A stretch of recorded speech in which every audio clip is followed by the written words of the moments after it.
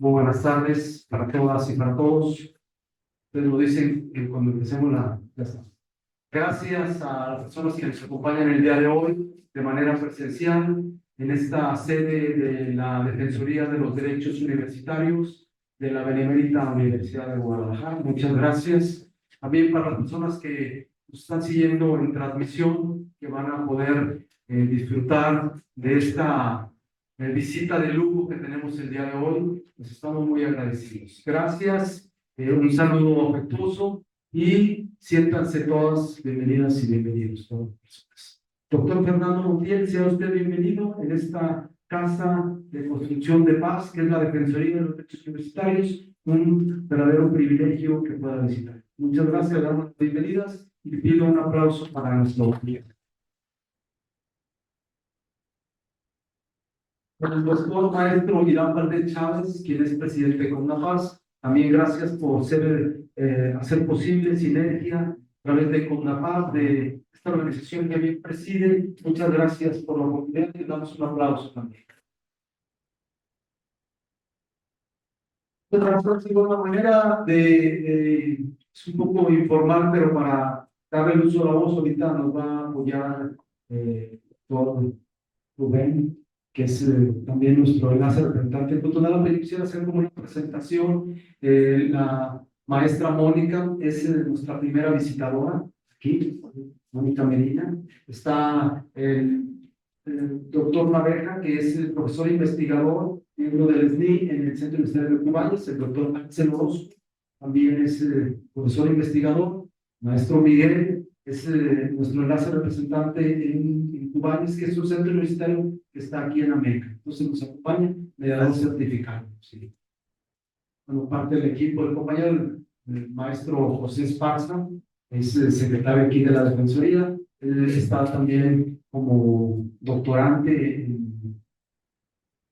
en Derechos Humanos en Cutonalá. También la maestra Mónica está por ahí. La maestra Sara Hurtado, que es nuestra jefa o coordinadora de lo que es la área de protocolo, eventos, vinculación, y quien también nos apoya mucho en este tipo de eventos. La maestra Vianey, quien es nuestro enlace representante de Cuchapala y que también es mediadora.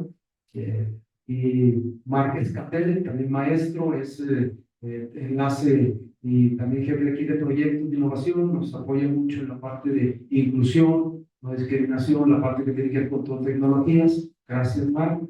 Quien nos visita, pero es parte del equipo de la familia de la Defensoría, maestra Adriana. Ella es pues, promotora de paz en la escuela, era hasta hace algunas semanas, 3 meses, enlace promotora de paz en la escuela preparatoria Matute Terrenos, y que, bueno, ya está disfrutando de las mieles de estar ya solamente con otro estatus. Felicidades. Doctor Enrique Arámbula Maravilla es el tercer visitador. Él es doctor en Derecho, miembro también del SNI, y es aquí una parte fundamental de la visitaduría. Y bueno, Rubén Ortega, que nos va a hacer el favor de leer la semblanza y de poder. A todas y a todos, la bienvenida. Está en los controles técnicos de la transmisión el maestro Orlando Robles. Muchas gracias. Y dando de pasar los nombres de los compañeros que acompañan aquí. Empezamos Víctor Barragán. Víctor Barragán, presidente de CONAPAS Jalisco, y no, también un compañero, sí, muchas gracias. Entonces, adelante Rubén, para que nos hagas por favor uso de la voz en esta visita que tenemos de lujo del doctor Fernando Montiel, quien es representante de la Fundación Johan Galton, y que estamos muy orgullosos por poder tener la oportunidad de poder escuchar. Adelante.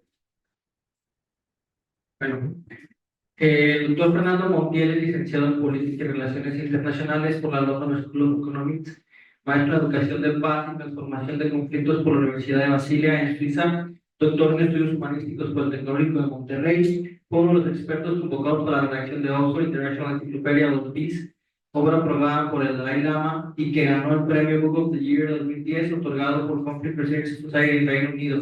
Entre otros, es autor de los libros Días Violentos, de 77 imágenes del conflicto en el siglo XXI. Morir por nada, narcotráfico y violencia de Estado en México, la hipótesis macabra y educación para la paz, una propuesta en 5 pasos. Asimismo, junto con Johan Galtung, es autor de Hacer paz, mediación, diálogo y creatividad.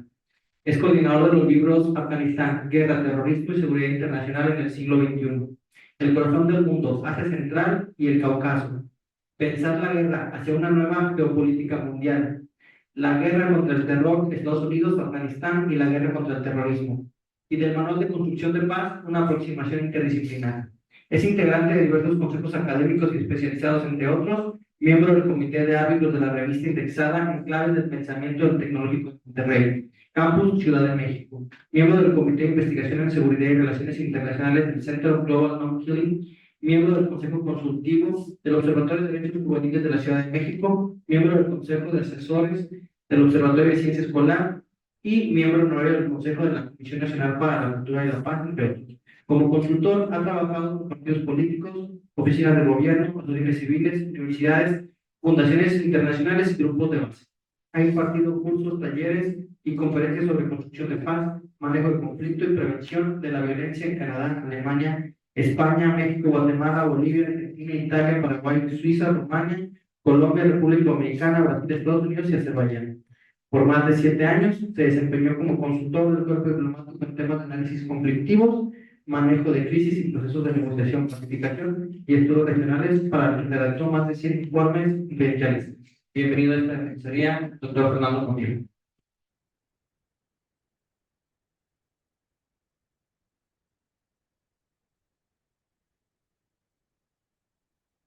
Pues muchas gracias, gracias por la invitación, muchas gracias por estar presentes, gracias por toda la operación y todo el trabajo administrativo de planeación, de organización, de coordinación que requiere un evento de esta naturaleza, que con frecuencia no se ve. Es un poco como dicen como los partidos de fútbol, ¿no? O sea, el mejor partido de fútbol es aquel en el que el árbitro no se ve.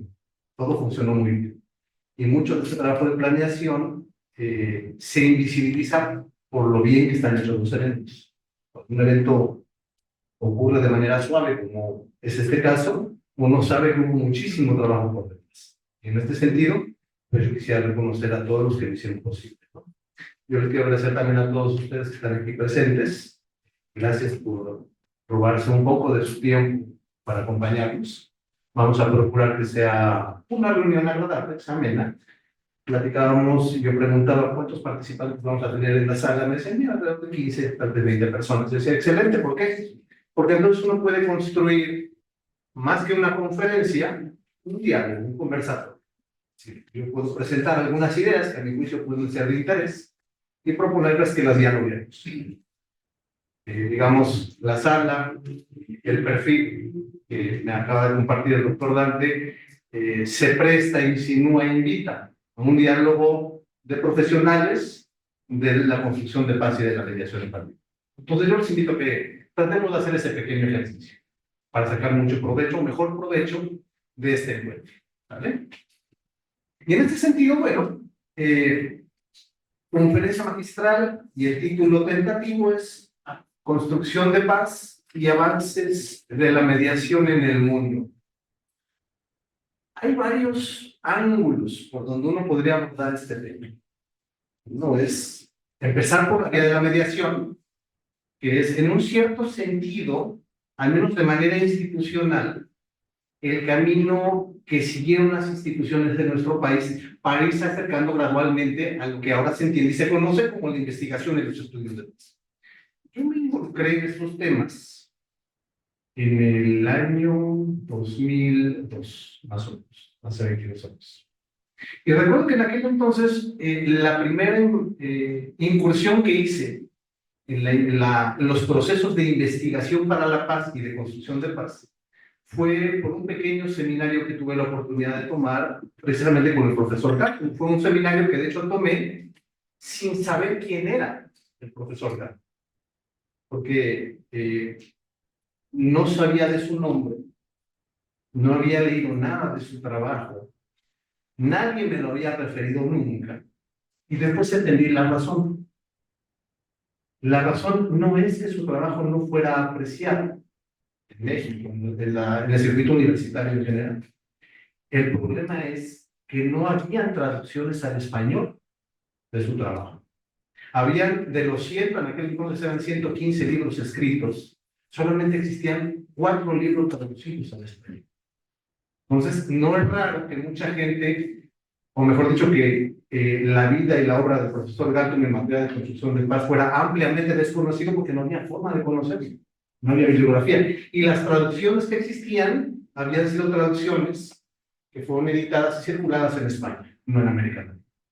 Entonces, si alguien tenía alguna familiaridad en el circuito académico de la investigación con la obra del profesor Galton, era por conocimiento de terceros, pero no una participación, una familiaridad directa por bibliografía producida en México, ¿no? Entonces, yo tomé este seminario, quedé muy impresionado con su persona y con su conocimiento, y entonces dije, bueno, este es algo a lo que yo quiero dedicar mi quehacer profesional. Y casi de inmediato, bueno, me di a la tarea de buscar esta bibliografía que después detecté como inexistente, bibliografía en español, y me di a la tarea, dicen que la osadía es atrevida, digo, la ignorancia es atrevida, ¿no? Tuve el atrevimiento de decirle al profe Galton, de buscar su correo, mandarle un correo y pedirle autorización para que me dejara ser su traductor al español. Esto, insisto, la ignorancia es atrevida porque yo no tenía ninguna experiencia en traducción, nunca había traducido nada. Pero dije, es la única forma en la que puedo matar 3 pájaros de un tiro. Por un lado, comienzo a estudiar de manera formal investigación para la paz. Por otro lado, el resultado de estas traducciones eventualmente le habrá de servir a quien siga ese camino también. Yo no estaba pensando en la calidad de mis traducciones, lo voy a ser franco, hoy, en este momento, 22 años más tarde, reviso algunas de esas primeras traducciones y se me cae la cara de vergüenza de ver los nombres que me digan. Pero bueno, uno lo hace, digamos, en el calor de la emoción y con la idea de que tú puedes hacer un servicio público. ¿Sí? Yo aprendo en el proceso de traducir y teniendo la traducción, pues la pongo a disposición. La subo a internet y que la gente la pueda descargar. Y el tercer ave que yo buscaba matar con esa pedrada era construir una relación personal con el profesor Galton. Las 3 cosas funcionaron bien. Me involucré en la investigación para la paz. De algunos acabaron produciendo esas traducciones. El resultado final fueron 14 libros los que tuve la oportunidad de traducir del inglés al español. Y finalmente sí conseguí construir una relación personal con el profesor Galton que duró desde el año 2002, que fue mi profesor, en este seminario en el que se me presentó como un desconocido impactante, hasta que falleció en el mes de febrero de este año. Entonces tuvimos una relación, yo quiero decir, muy estrecha, al punto es algo que le compartía al doctor Dante, y que en su momento le compartía a Irán, que llegó a ser tan estrecha que llegamos a ser incluso compadres, porque él lo invité para que fuera en una de sus visitas que le organicé a México, en medio de la agenda, entre reuniones con mediadores y con magistrados y ministros, le metí que fuera padrino de bautizo de mi hija. Estaba la agenda y bautizo. Sí, hombre, ya lo cubrimos ahorita con la idea. Lo despachamos, pero era un hombre muy lindo y en ese sentido él lo aceptó con mucho gusto y bueno, es una ilustración, digamos, del tipo de relación que conseguimos construir. Trascendió lo profesional, se convirtió en una relación personal. Y en esta lógica, yo tuve la oportunidad de conocer o estudiar la manera en la que evolucionó la investigación para la paz, cómo fue creciendo en México desde la experiencia empírica, ¿no?, desde una aproximación teórica, pero también a través de las impresiones del profesor Galton, tomando en cuenta que él ya había venido a México varias veces y siguió regresando periódicamente, y tenía, digamos, una visión más amplia de cómo se desarrolló el crecimiento de la investigación para la paz en México, no solamente en el país, sino en el contexto regional, América Latina, ¿no? Porque a veces uno piensa que porque se desarrollan las cosas de un modo tal en el país, fue igual en otras latitudes, y no fue así, ¿no? Entonces, uno estaba ahí y va aprendiendo. Vas leyendo, vas aprendiendo, vas observando, vas aprendiendo, vas viviendo, vas aprendiendo y también comparte sus perspectivas el profesor y enriquece tus propias perspectivas.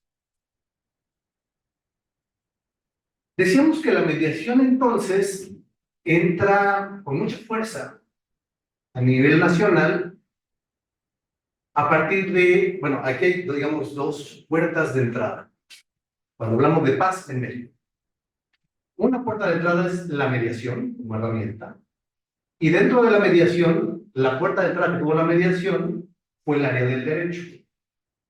Entonces, de manera institucional muy fuerte, uno puede ver, por ejemplo, la reforma al sistema de justicia penal en el 2008, cuando se reconoce de manera explícita, incluso a rango constitucional, se incorporan los medios alternos de solución de conflictos, y entonces la mediación aparece como una gran herramienta con todas las virtudes que todos conocemos, ¿no? Ayudar a desahogar trabajos en tribunales, ayudar a prevenir la judicialización de los conflictos sociales, familiares, o mercantiles, bueno, todas las virtudes que todos conocemos. Pero el problema que ocurrió inmediato, digamos, fue que se generó una muy alta expectativa respecto de la mediación.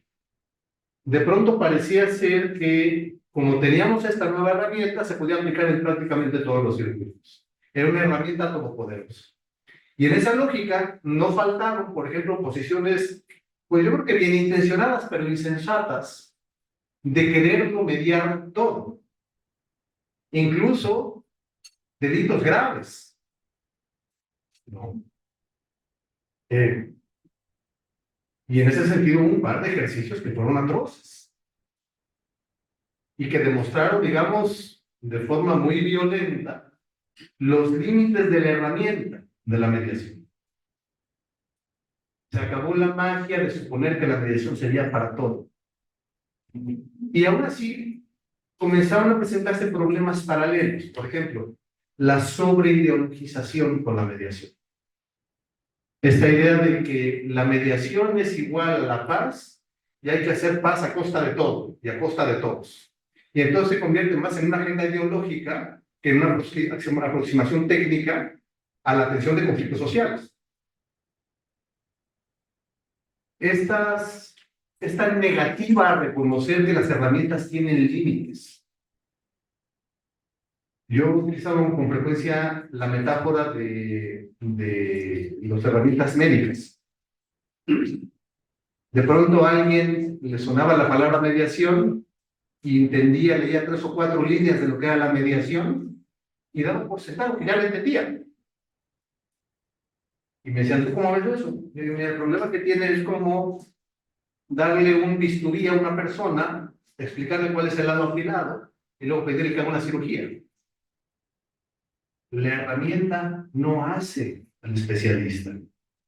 El especialista se forma primero para después utilizar las herramientas. Yo me encontré con un problema dando cursos en el Poder Judicial, en esta materia, de que yo les decía, miren, es que para ser buenos mediadores se requiere conocimiento teórico de la herramienta, saber las características de los conflictos donde puede funcionar la mediación, porque la mediación no sirve para todos los conflictos, saber cuáles son sus objetivos alcanzables.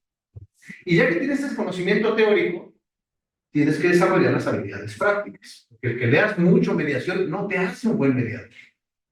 Son dos cosas muy diferentes. A lo mejor te hace un buen investigador en materia de mediación, pero no te hace un buen mediador práctico. Ahora, esta aproximación chocaba mucho o resultaba un poco pedante en el Poder Judicial en aquel entonces, estoy hablando del año 2009-2010, cuando se echó a andar toda esta estructura en gobernación para impulsar la reforma de la justicia penal.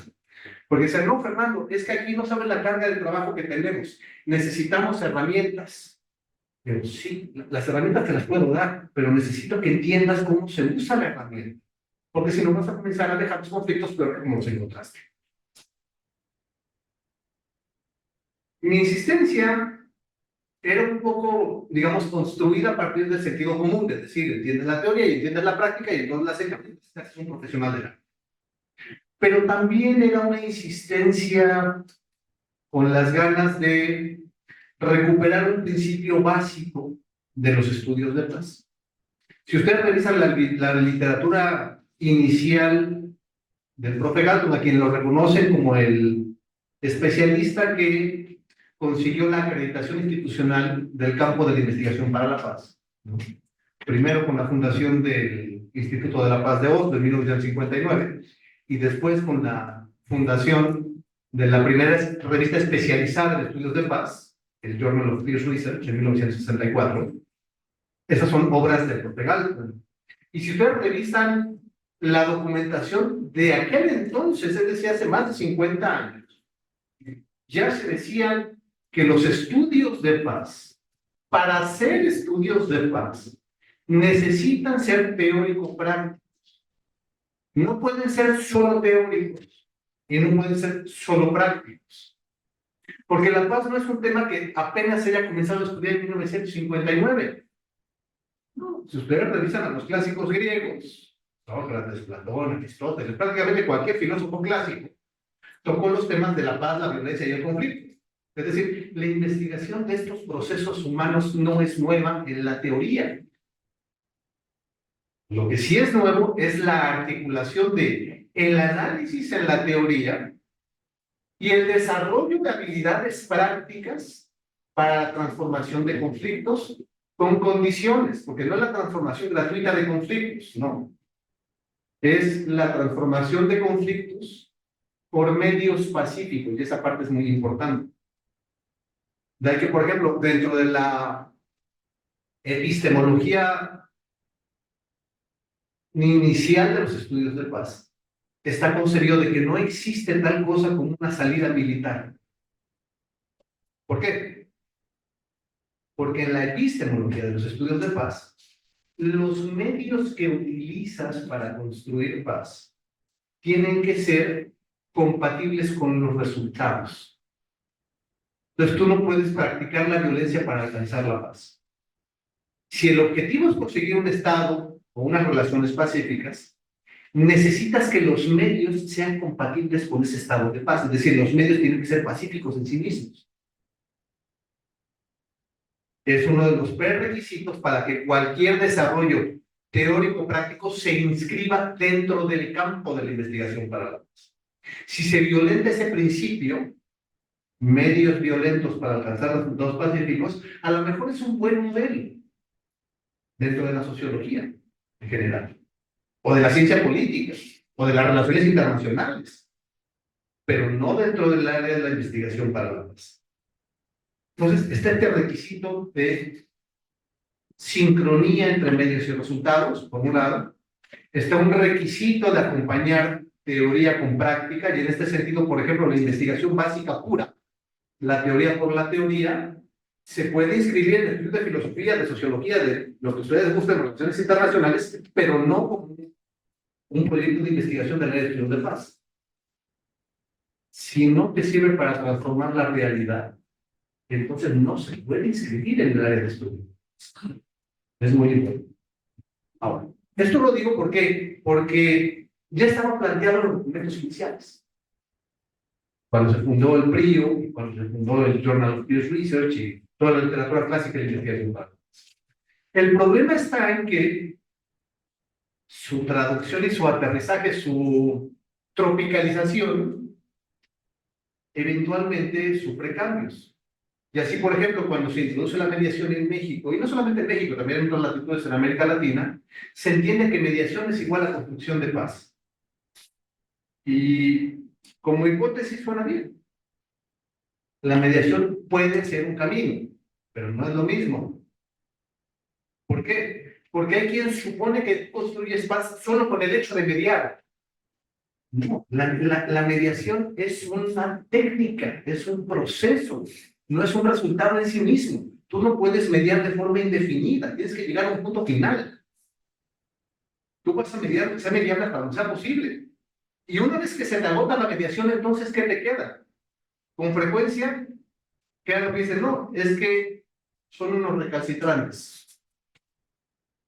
Aquí el problema son las partes en conflicto, no la herramienta. La herramienta está bien, el problema es de las partes. Ahí también hay un problema epistemológico de la lectura del conflicto. ¿Por qué? Porque el problema nunca está en las partes de un conflicto. El problema está en sus relaciones. No es que uno sea bueno y el otro sea malo. Y entonces el mediador va a manipular la mediación para favorecer al que él juzga como bueno, con la información que tiene a su alcance. y suponiendo que no le hayan mentido. No, epistemológicamente se dice, y por ejemplo, fíjense aquí, vamos a entrar en pequeños detalles. El mediador de la escuela americana, de la American Bar Association, el mediador third party neutral, una tercera parte neutral. El mediador no defiende a ninguna de las partes. Desde la óptica de los estudios de paz clásicos, esa hipótesis es equivocada. Pues bueno, ¿cómo? ¿El mediador tiene una parte en el proceso de mediación? Sí, por supuesto. ¿A quién defiende el mediador? Si no es a uno o al otro. Porque no lo debe hacer, ¿no? La respuesta es, ¿el mediador está a favor de qué? De los intereses legítimos de todos los involucrados. Si dos compañeros tienen un problema, el compañero 1 tiene 2 metas legítimas y 2 ilegítimas, y el compañero 2 tiene 3 metas legítimas, 2 ilegítimas, el mediador va a tratar de proteger las metas legítimas de todos los involucrados. Esa es la posición que defiende el mediador. Por eso es que en la aproximación clásica del profe Gatton de los estudios de paz, no tiene sentido cuando se dice que el mediador es un neutral, es un actor neutral, ¿no? Porque neutral suena un referee que dice, pues agárrense, yo nomás veo que no se den golpes por debajo de la cintura. No, no, el mediador tiene una agenda y es proteger los intereses legítimos de las partes. Y tratar de facilitar la comunicación para que las partes vean esos intereses legítimos dentro de sí y dentro de los demás. Para rehumanizar, fíjense, las relaciones. No se rehumanizan los sujetos, las relaciones es lo que cambian. La escuela americana ve sujetos, ve personas, no ve relaciones. La escuela, pero porque ellos tienen, digamos, el famoso modelo Harvard, lo derivan de las escuelas de negociación y lo tratan de aplicar a la mediación. Pero negociación en el sentido corporativo. Mientras que las aproximaciones de los estudios de paz tienen una óptica diferente. Fíjense, la escuela de Harvard, ¿qué te dice? Que tienes que buscar los intereses de las partes. Dentro de la aproximación de los estudios de paz te dicen, sí, los intereses son importantes, pero hay algo más importante que los intereses de las partes. Sus necesidades. Entonces tú primero tienes posiciones, quitan las posiciones, te quedan los intereses. Quitan los intereses, te quedan las necesidades. El problema está en que las partes con frecuencia están tan sentadas en sus posiciones que no detectan a veces sus propios intereses. Y si no detectan sus intereses, menos sus necesidades. Todo esto se lo digo ¿para qué? Para tratar de poner un poco de orden en diferentes perspectivas que han tratado de alimentar el crecimiento de los estudios de paz. No todo el mundo lee esa tarea del mismo modo y desde los mismos ángulos. En la escuela de Harvard se privilegia el acuerdo. En la escuela o dentro del campo de la investigación y los estudios de paz, antes que el acuerdo, se privilegia la rehumanización de los sujetos. No se pone el acuerdo en el centro del proceso, se pone a las personas en el centro del proceso.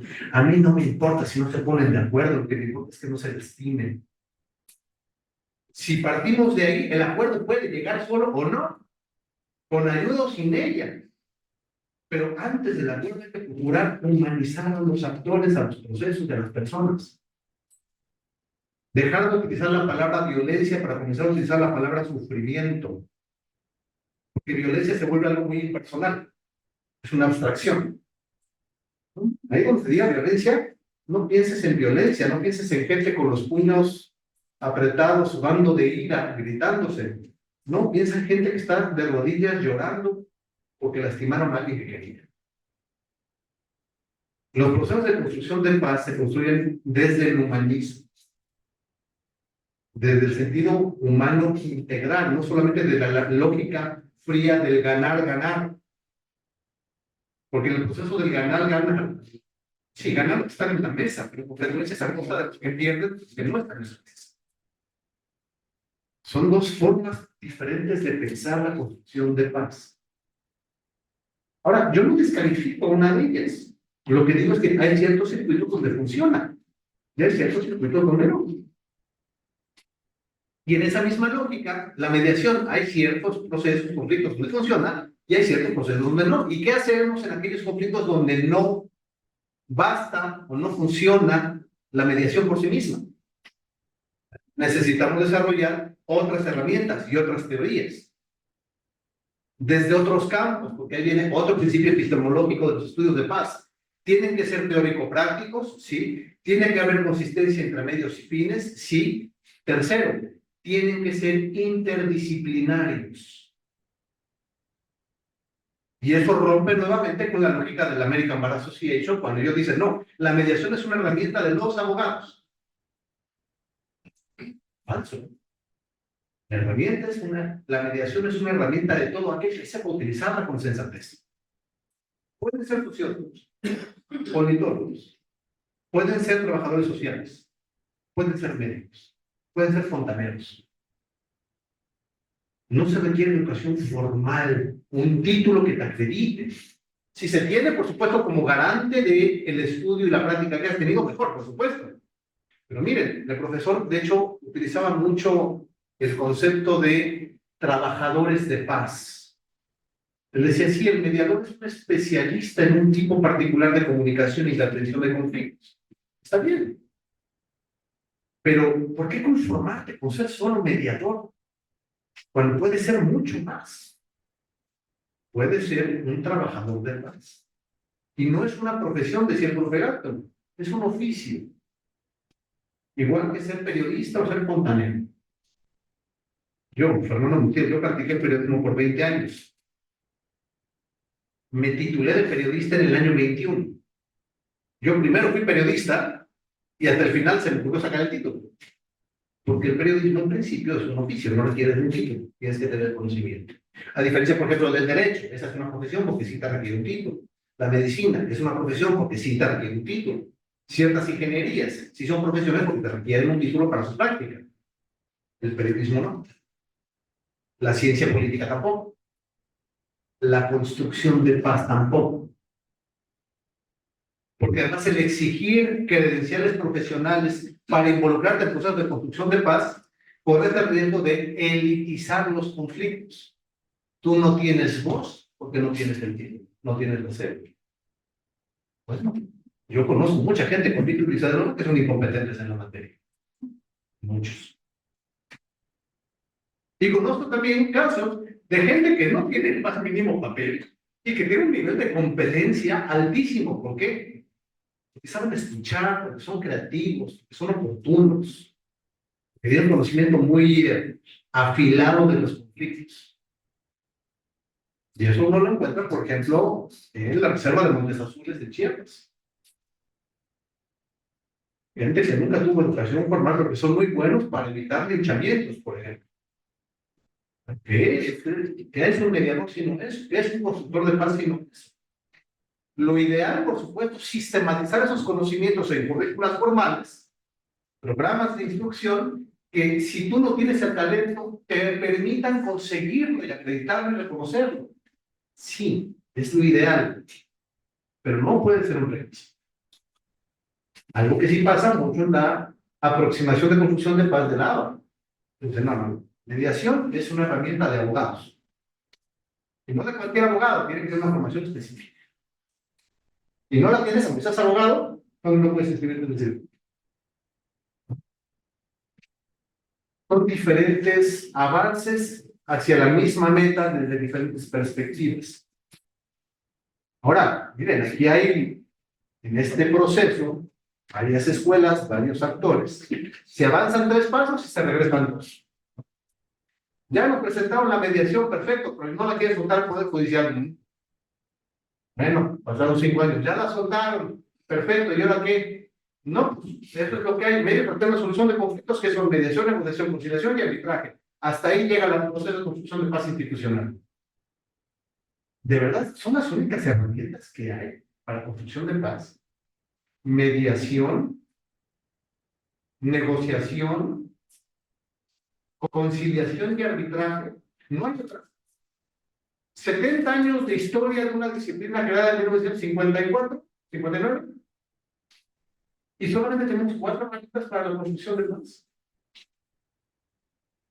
Que nunca nadie en México, las mejores escuelas de periodismo, la Carlos Etienne García, por ejemplo, la Ciudad de México, ¿por qué no tienen una maestría en periodismo de paz?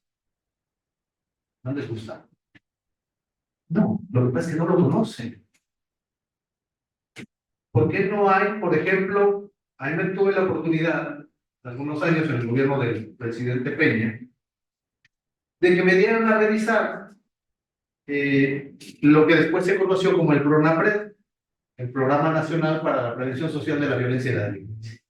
Yo tuve la oportunidad de que me lo pasaran antes de que lo promulgaran, que es, a mi juicio, el programa más ambicioso de construcción de paz que ha tenido este país.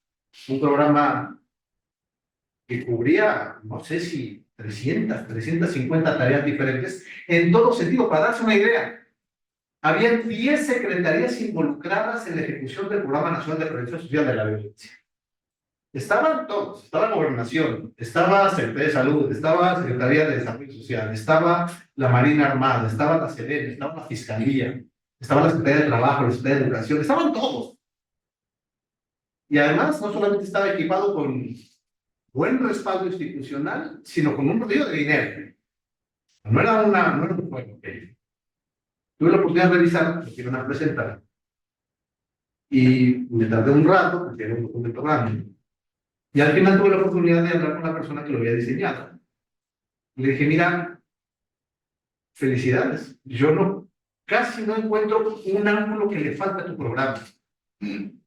Está incluido absolutamente todo, solamente hay un pendiente, hay una sola cosa que le faltó. ¿Cuál? Acciones y políticas de reconciliación. Está aquí incluido todo, prevención social de la violencia y de la delincuencia, todo lo que ustedes pueden imaginar. Atención de necesidades básicas, seguridad social, seguridad jurídica, todo estaba. Pero no había una sola acción en materia de reconciliación social. Tomaron nota, finalmente lo promulgaron, revisé el documento final, siguieron sin incluir nada de reconciliación, ¿no? Pero es, por ejemplo, una herramienta poderosísima, ampliamente desconocida en México. Estrategias de reconciliación social. ¿Qué tenemos? Que la mediación y la intervención institucional con frecuencia se limita a atender conflictos hasta el punto en el que desaparece la violencia. En el momento que desaparece la violencia, lo damos por despachado y lo seguimos con el que sigue. No digo que esté mal, está bien, pero es un trabajo hecho al 50%. Porque al final lo que tiene son sociedades y relaciones fracturadas, que si no se sanan de manera adecuada, dejan la semilla sembrada para violencia en el futuro. No se hace la terapéutica completa. Es un déficit que se tiene. Digamos, en esta óptica del diseño de la política pública en la materia, gana la urgencia frente a la importancia. Se entiende. ¿Por qué? Porque cuando estás hablando de gobierno, siempre tienes recursos limitados. Te falta tiempo, te falta dinero, te falta personal, te falta capacitación, te faltan instalaciones. Siempre estás viviendo en el déficit. Te toca priorizar. Yo por eso lo entiendo, yo no lo reclamo. Pero lo que sí digo es que necesitamos tener presentes en nuestra caja de herramientas un montón de herramientas adicionales a la mediación. Museos para la Paz, por ejemplo, es una escuela dentro de la museografía. Es una herramienta de educación para la paz y cultural para la paz que en México no se conoce. Yo tuve la oportunidad de ir a un congreso en Morelia, donde había gente, los directores de diferentes museos. Y fue una reunión muy parecida a esta, por cierto, chiquita, agradable, donde tuve la oportunidad de hablar con el director del Museo de las Intervenciones. Y me decía, oye, Fernando, pero yo soy el director del Museo de las Intervenciones, en México. ¿Qué estoy haciendo mal? O sea, yo quiero contribuir a la sociedad, pero el mío es el Museo de las Intervenciones. O sea, a mí me toca presentarle al mexicano cuántas veces nos agredieron, nos invadieron, nos violaron, nos lastimaron, nos pusieron banderas ajenas en hasta bandera. Esa es mi chamba. ¿Cómo puedo contribuir desde esa trinchera? Mi respuesta es, mira, no es que tu selección museográfica sea equivocada, no, hombre. Si ese es el museo, pues presenta exactamente eso, está bien, pero es solamente el 50% de la tarea. Tú me estás diciendo con pelos y señas el año, el mes, el día y casi la hora en la que nos invadieron los franceses, y luego los ingleses, y luego los gringos. ¿Por qué no me incluyes en la muestra museográfica cómo fue que reconstruimos relaciones diplomáticas con ellos? ¿Cómo fue que se construyó el proceso de revinculación internacional? No me presentes solamente la violencia. Aquí no, fíjense, no se engañen, no es esconder o guardar la violencia debajo de las alfombras. No, no. La violencia se tiene que retratar de manera contextualizada para que se entienda. Pero también tienes tú que ilustrar la terapéutica de cómo fue que se sanó esa relación. Ahí está la enseñanza. Museos para la Paz es una herramienta. Periodismo para la Paz es otra herramienta. En materia, por ejemplo, militar, ¿por qué solamente sabemos de las guerras preventivas o de las guerras ofensivas? ¿Por qué nadie conoce la doctrina de la defensa defensiva? En teoría militar existen 4 doctrinas militares: la ofensa ofensiva, la ofensa defensiva, la defensa ofensiva y la defensa defensiva. Un ejemplo muy breve de cómo funciona la defensa defensiva. Suiza es un país que lleva sin participar en una guerra 850 años. Ya van para un milenio. Es un caso único en la historia. Yo tuve la oportunidad de estudiar una maestría. Estando ahí, trata de aprender lo más que puedes. Una cosa que me llamó mucho la atención de Suiza, estando ahí, es lo común que es que tú estás sentado en un café y llega un grupo de 6 o 7 muchachos, hombres y mujeres, armados con rifles de última generación, uniformados, y se sientan a tomar café y ahí están. Yo pregunto y me dicen, no, es que están haciendo el servicio militar.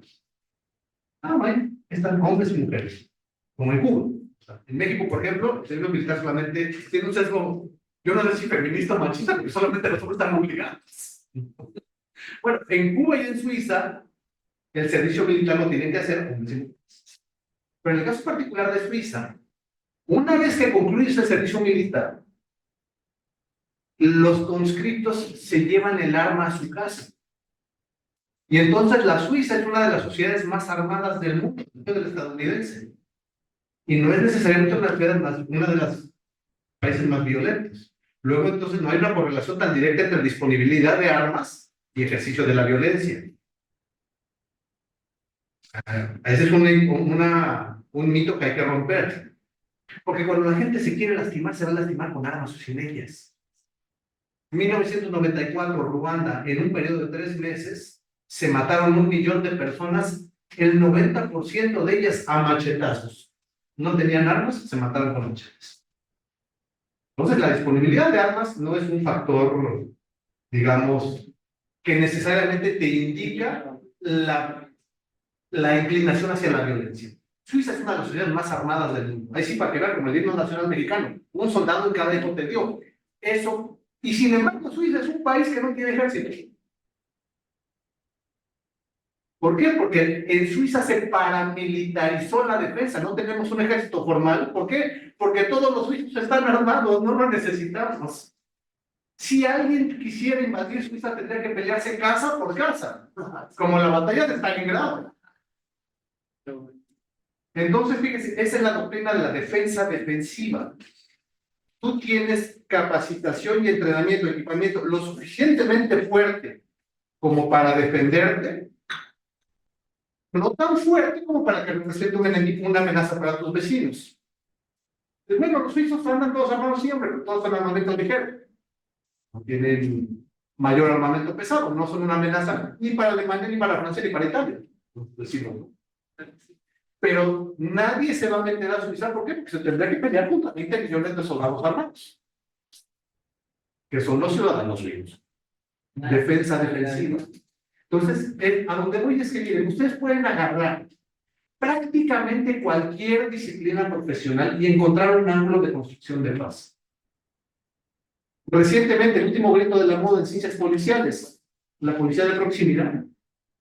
¿Qué es la policía de proximidad si no tener policías mediadores? Para que en lugar de que el policía te remita a 2 rijosos al centro de mediación, para que el centro de mediación lo despache en lugar de mandarlo al juzgado. No. El policía media allá en el barrio, para que ni llegue al centro de mediación. Es el último grito de la moda en ciencias policiales. La policía de proximidad. La mediación policial en particular. Pero este ángulo de paz se puede encontrar y desarrollar desde prácticamente cualquier disciplina profesional. Psicología, el área del manejo de trauma, por ejemplo, para tareas específicas de reconciliación. ¿Por qué no sabemos de esto? ¿Por qué en México no se enseña esto en las universidades? Porque no se conoce la experiencia internacional. Y no se conoce porque nuevamente no es tanto el material que se traduce al español. Muchos de los textos que se están traduciendo en la materia son textos clásicos de hace 30 a 35 años. Sorprende en un país de 120 millones de habitantes, que además es la economía número 10 a nivel internacional.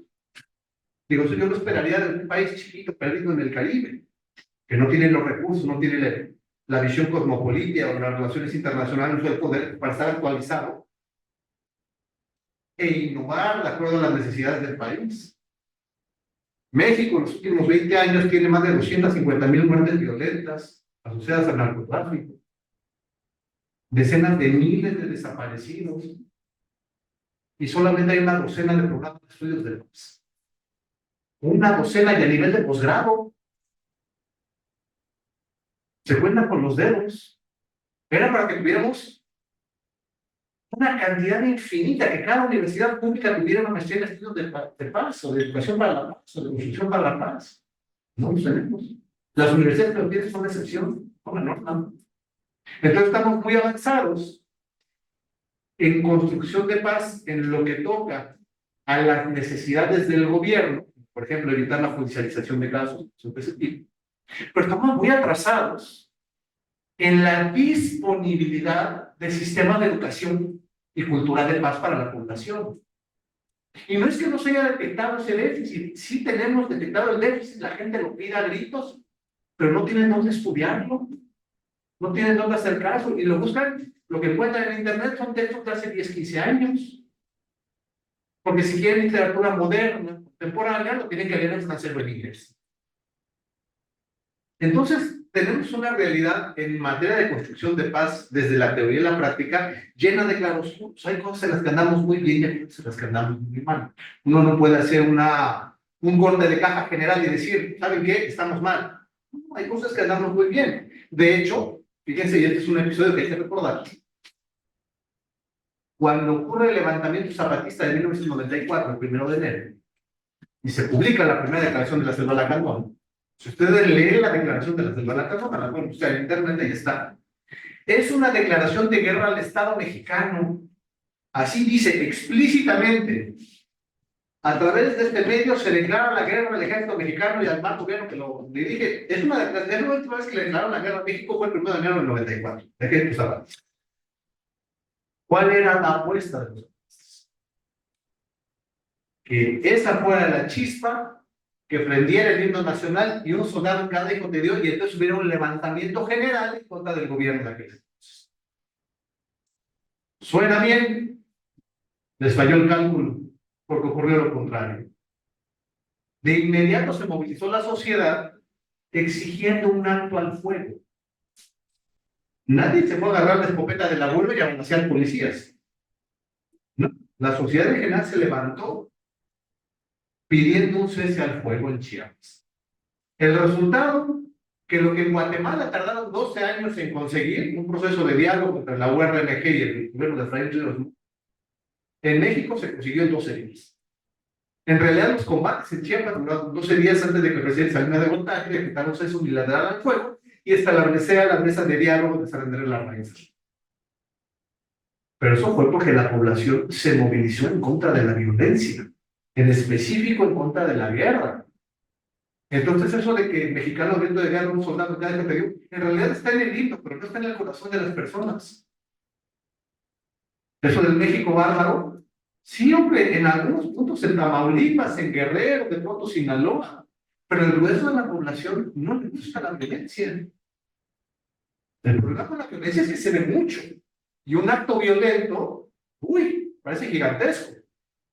Pero la inmensa mayoría de las relaciones que tienen las personas en el país en realidad son relaciones pacíficas. El problema es que la paz se normaliza y al normalizarse se invisibiliza. La violencia no.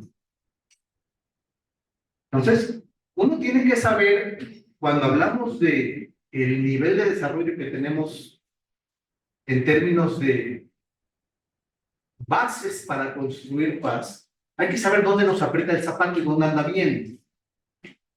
¿Dónde nos aprieta el zapato? Programas de formación. No hay programas de formación. No hay interés, no, sí hay mucho interés. Vean la cantidad de organizaciones no gubernamentales que están movilizadas a favor de los desaparecidos, atendiendo a las víctimas, evitando la revictimización, atendiendo las necesidades de los niños. Es decir, hay mucho interés de atender las necesidades de los dolientes. Que eso es construcción de paz. Hay mucho interés social, pero no hay muchos espacios formales para hacerlo de manera profesional. Entonces, una cosa anda bien, una cosa anda mal. Hay herramientas y recursos institucionales, legales, para canalizar y detonar procesos de construcción de paz. Sí, por supuesto los hay. Algunos muy bien pensados, muy bien intencionados, pero pésimamente mal ejecutados, como el Programa Nacional de Prevención Social de la Violencia. Insisto, yo vi, estaba verdaderamente muy bien hecho, muy completo, muy bien planeado, muy bien pensado, muy bien financiado, pero el aterrizaje fue lo que falló. Acabaron haciendo lo que podían y lo que querían y no lo que debían. Cuando se dieron cuenta que estaba haciendo un desastre, en lugar de cerrar el programa, porque se hubieran pegado políticamente, ahí está, mira, el gobierno federal está eliminando el principal programa para la creación de paz del país, no, mejor lo desfondaron. El programa siguió existiendo, nomás le quitaron los fondos. Entonces murió una muerte lenta. Algo que pintaba bien, pero se ejecutó. Entonces, esto define una agenda de trabajo hacia adelante. No hay que trabajar a lo loco, no. A ver, hay que hacer un pequeño diagnóstico bien pensado. ¿Qué cosa está funcionando bien? ¿Qué cosa tenemos pendiente? Hay que concentrar el trabajo en los pendientes. No es vamos a hacer más centros de mediación. Sí, pero ¿los necesitamos? Porque yo lo que he visto mucho es que hay centros de mediación que sí están ahí, algunos con una sobrecarga de trabajo, pero hay otros que francamente todo el día están solos. Y no es su culpa, porque tienes mediadores muy bien formados esperando que les caiga el chamba, pero tú vas a la esquina de donde está el centro de mediación, llegar hasta el primer mexicano que te pescas ahí. Oye, ¿tú sabes lo que es la mediación? No tengo ni idea. ¿Conoces qué es la mediación? No tengo ni idea. Si tienes un problema, ¿qué haces? Lo demando. En la esquina del centro de mediación hay un problema de difusión. La gente no conoce la herramienta y por eso no se usa de ella. No es que la herramienta no sirva, es que no la conoce. Entonces uno tiene que hacer un mapa sensato, serio, no optimista, pero tampoco pesimista, de ver qué cosa tenemos pendiente y concentrarnos ahí, una vez más, porque cuando operamos desde el Estado, de las instituciones, siempre operamos en déficit. No podemos estar gastando tiempo, dinero, esfuerzo, trabajo personal en cosas que ya andan bien. No, concéntrate. Pero entonces, esa es una imagen general de los claroscuros. Es una imagen general de los problemas, de las diferentes escuelas de pensamiento y también de la simulación. Hay mucha simulación, y hay mucho oportunismo, y hay mucha politiquería. Hace algunos años era muy común ver que todo el mundo se llenaba la boca con la palabra paz. ¿Por qué? Porque se vende bien, electoralmente suena magnífico. No hacía nada en tema de paz, pero el discurso estaba lleno del discurso de paz, ¿no? Es como ahora les ha dado por rebautizar Secretarías de Seguridad Pública, ¿no? Ya no son Secretarías de Seguridad Pública, no, ahora son Secretarías de Seguridad Ciudadana. Siguen operando igual, nada más que se oye mejor que sea ciudadana. Sin entender que en la literatura técnica una cosa es la seguridad pública y otra cosa es la seguridad ciudadana, porque la seguridad ciudadana, tú haces al ciudadano copartícipe y coadyuvante de las tareas de seguridad del Estado. Yo quiero ver si a mí me dan permiso de meterme a la secretaría y decir, oye, yo quiero participar. No, estoy bien, estoy en la que hace la gente. Hay mucha simulación. Pero eso es parte de los 3 pasos que uno avanza y los 2 que te regresan. Avanza 3, lo pones en la agenda pública. Te regresan 2, simulan y hacen politiquería con ello. Avanza 3, consigues un proyecto. Te regresan 2 porque te lo desfondan. Avanza 3 porque consigues especialistas. Te regresan 2 porque los corrompen. Es una lucha como la de la trucha. Porque de arriba. Pero bueno, como dicen, si no lo hacemos nosotros, entonces ¿quién? Y si no lo hacemos ahorita, entonces ¿cuándo? Por eso no nos podemos hacer a un lado. Muchas gracias.